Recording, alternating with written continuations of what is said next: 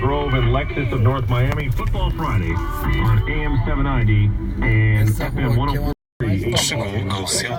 Welcome back here to 790. Craig Likens here with you. Eric Lausen on the other side of the glasses. We're going to take you another 90 minutes or so up until around 6:30. That's when we'll turn things over to coverage of the Shula Bowl, FIU versus FAU, which this game's got a lot more hype around it than in normal years. Normally, like, locally, people will discuss it, and especially the grads from either school, but this game with Lane Kiffin and Butch Davis at FAU and FIU respectively, it's got a little more clout to it. You never see that in that game. 2 touchdown favorites for FAU. That's true. Throw out the records. You're talking about the Shula Bowl, right?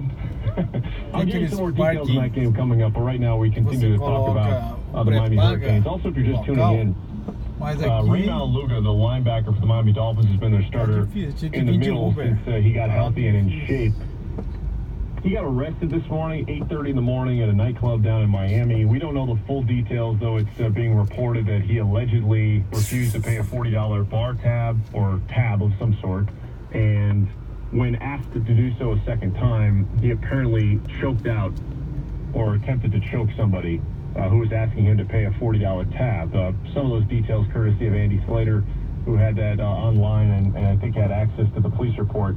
Either way, he's no longer on the team. The Dolphins have waived him, and they have promoted Devion Smith from the practice squad to take his roster spot.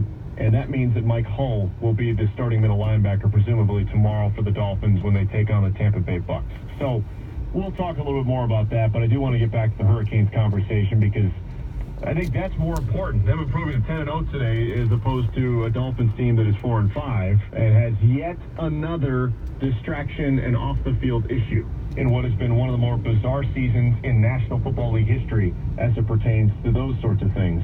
But as far as the Canes, I kind of posed the question, like, how do you expect them to respond in the ACC title game? Because to reset some of my thoughts, I feel like this team plays to its competition, at least from what we've seen through 10 games.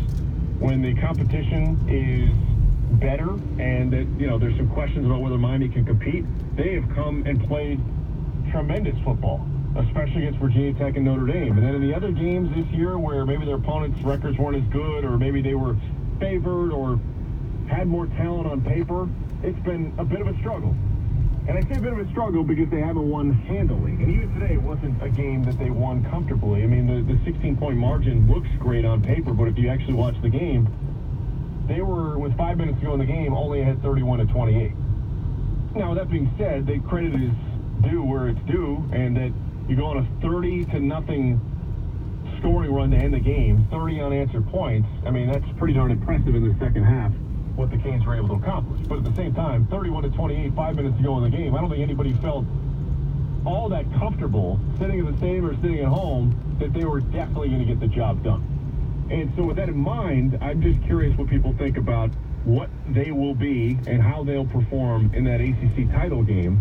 And we also gotten some text about where they should be in the next college football playoff rankings. I want to read some of these. 67974, 67974. One of the first ones is asking a question, why would Mark Richt allow 2 players to have the same number on the team, risking the penalty they got today? Luckily, it didn't bite them on that punt, but it's an avoidable thing.